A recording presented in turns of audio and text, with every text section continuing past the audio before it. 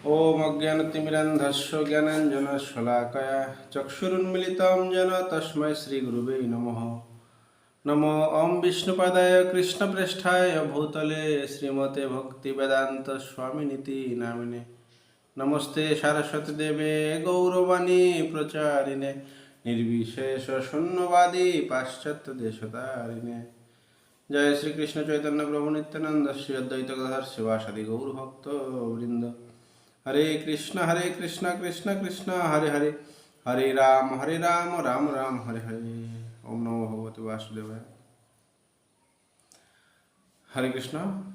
तो आमी श्रीमद् भागवतमेर प्रथम स्कंध प्रथम अध्यायेर संक्षिप्त आलोचना करब। प्रथम अध्यायेर सार कथा। तो এই অধ্যায়ের নাম হচ্ছে ঋষিদের প্রশ্ন। তো ভাগবতমের শুরুতেই অধ্যায় নাম ঋষিদের প্রশ্ন, কারণ এখানে শৌনকাদি ঋষিরা কলিযুগ যখন শুরু হয় তখন 1000 বর্ষব্যাপী যজ্ঞ অনুষ্ঠানের আয়োজন করেছিলেন এবং সেখানে শৌনকাদি ঋষিরা সুত গোস্বামীকে প্রশ্ন করেছিলেন। সুত গোস্বামী হচ্ছে বক্তা এবং শৌনকাদি ঋষিরা হচ্ছে শ্রোতা। তো সেই জন্য এই ঋষিরাই প্রশ্ন করেছিলেন, 6টি প্রশ্ন করেছিলেন এবং এই 6টি প্রশ্নের উত্তর হচ্ছে এই 18 খণ্ডের শ্রীমদ্ ভাগবতম। পুরো ভাগবতমে যে উত্তরগুলো দেওয়া হয়েছে এই 6টি প্রশ্নের উপর ভিত্তি করে। তো আমরা জানব 6টি প্রশ্ন কি কি। 6টি প্রশ্নের এই প্রথম অধ্যায়ে রয়েছে সব। প্রথম প্রশ্ন হচ্ছে যে সমগ্র জনসাধারণের পরম মঙ্গল কিভাবে হয়। ঋষিদের একটি প্রশ্ন হচ্ছে, প্রথম প্রশ্ন হচ্ছে সমগ্র জনসাধারণের পরম মঙ্গল কিভাবে সাধিত হয়। আমরা জানি যে ঋষি মহাত্মা সাধু সকলেই হচ্ছে, সাধুর একটি লক্ষণ হচ্ছে পর দুঃখে দুঃখী বা পর উপকার করা তাদের স্বভাব, এটি তাদের মহৎ গুণ। তো সেই শুরুতেই প্রথম প্রশ্ন হচ্ছে জগৎ জীবের কি করে পরম মঙ্গল সাধিত হবে। তারা নিজের স্বার্থ বা নিজের চিন্তা তারা করেন না, সমগ্র জীব সমাজকে উদ্ধার করার জন্য, সকলের মঙ্গল কামনা করার জন্য তারা প্রশ্ন করছেন। দ্বিতীয় প্রশ্ন হচ্ছে সমস্ত শাস্ত্রের সার কি। সমস্ত যে শাস্ত্র রয়েছে সেই শাস্ত্রের সার, কারণ এত শাস্ত্র গ্রন্থ রয়েছে আমাদের, যা বহু বছর অধ্যয়ন করার ফলেই কেবল আমরা জানতে পারব। আবার অনেক শাস্ত্র রয়েছে আমরা হয়তো পড়ছি কিন্তু কিছুই বুঝতে পারি না। তো সেই জন্য সমস্ত শাস্ত্রের সার কি সেটি ব্যাখ্যা করে শ্রবণ করা, এটি হচ্ছে দ্বিতীয় প্রশ্ন।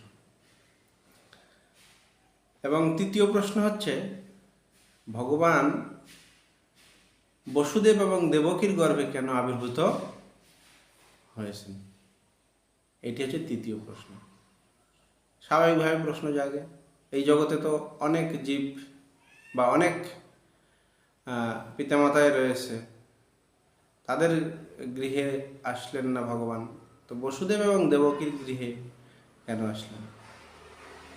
খুব সুন্দর প্রশ্ন। তো এই সমস্ত প্রশ্নের উত্তর প্রভুপাদ তাৎপর্যে দিয়েছেন এবং ভাগবতের বিভিন্ন অধ্যায়ে জুড়ে এই প্রশ্নের উত্তরগুলো দিয়েছেন। তো তার মধ্যে একটি হচ্ছে, মানে বাসুদেব কথার অর্থ হচ্ছে চিন্ময় স্থিতির প্রতীক তিনি।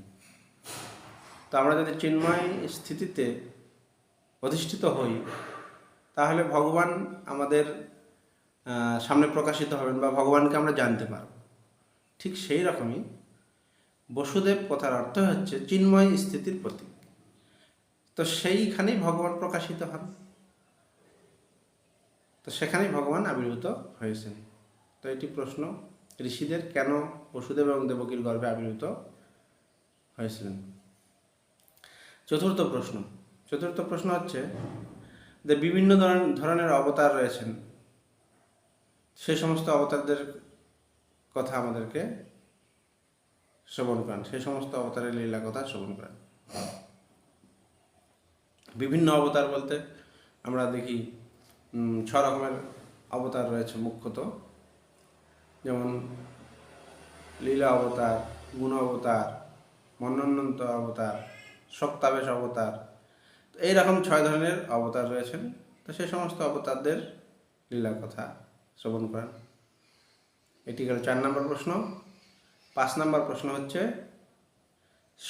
অসংখ্য ভগবানের যে অসংখ্য অবতার রয়েছেন, সেই সমস্ত অসংখ্য অবতারের যে চিন্ময় লীলা সেইগুলো শ্রবণ করেন। অসংখ্য বলতে যেমন সাগরের ঢেউ, এটা গণনা করা যায় না, পরপর আসতেই থাকে। যারা সাগরের ধারে বেড়াতে গেছেন আপনারা বুঝতে পারবেন যে সাগরের কীভাবে ঢেউ একটার পর একটা আসতেই আসে। ঠিক সেই রকম ভগবানের অসংখ্য অবতার রয়েছে, সেই সমস্ত অসংখ্য অবতারের যে চিন্ময় লীলা সেগুলো আমাদেরকে শ্রবণ করেন। এটি গেল 5 নম্বর প্রশ্ন।